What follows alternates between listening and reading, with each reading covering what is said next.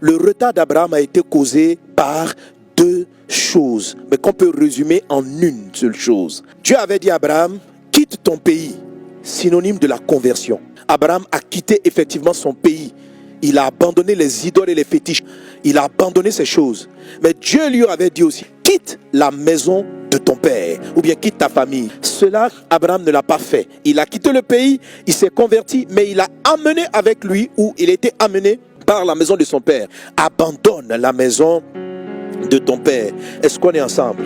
Moi, de la maison de mon père, pas mon père biologique, mais je vois Satan, je vois les ténèbres, la maison de mon père. Jésus dit aux Juifs, Satan est votre père. Lorsque tu ne connaissais pas Jésus, Satan était ton père. Je ne parle pas directement de ton père biologique. Matthieu chapitre 12, verset 43. Il est dit, lorsque l'esprit impur est sorti d'un homme, il va par des lieux arides, cherchant du repos. Il n'en trouve point. Alors il dit, je retournerai dans ma maison. En fait, l'esprit a attiré mon attention sur le ma maison. Vous comprenez? Il ne dit pas, je vais retourner dans une maison. Il ne dit pas, je vais retourner dans la maison. Il dit, je vais retourner dans ma maison. Comme si la maison d'où il était sorti lui appartenait. Comme s'il avait un droit sur cette maison. Et là, l'esprit a ouvert mes yeux. Il dit, tu comprends mon fils? Il y a, au moment où je t'ai délivré, je vous ai délivré, il y a des maisons, il y a des choses qui appartiennent à ton passé. L'esprit impur est sorti parce que tu as quitté ce monde passé, mais la maison est là où il habitait. Et il considère quelle est sa maison. Il dit, c'est ce que j'appelle la maison de ton père. Il ne dit pas dans la maison. Et il n'appelle même pas cette maison la maison, le temple de Dieu, qui est ton corps. Il dit que sa maison est toujours en place. La maison où il était avant est toujours là.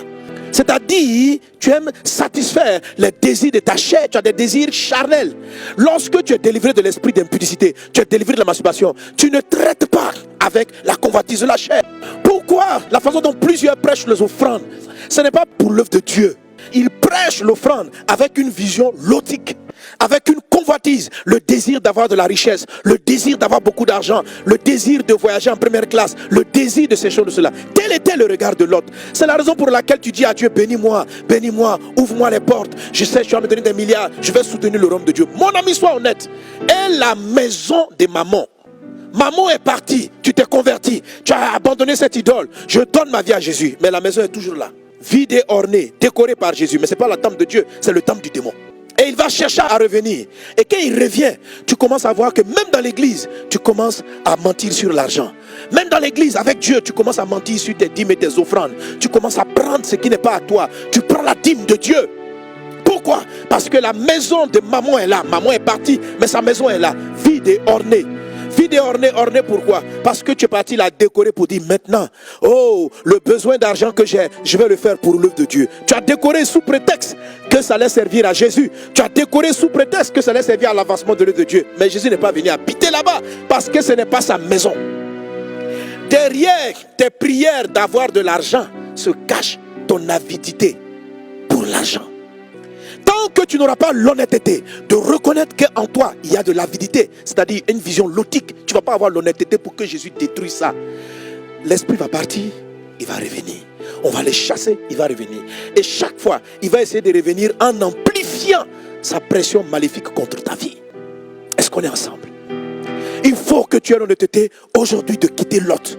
Mais de quitter Lot, c'est quitter la maison du Père. La maison du Père.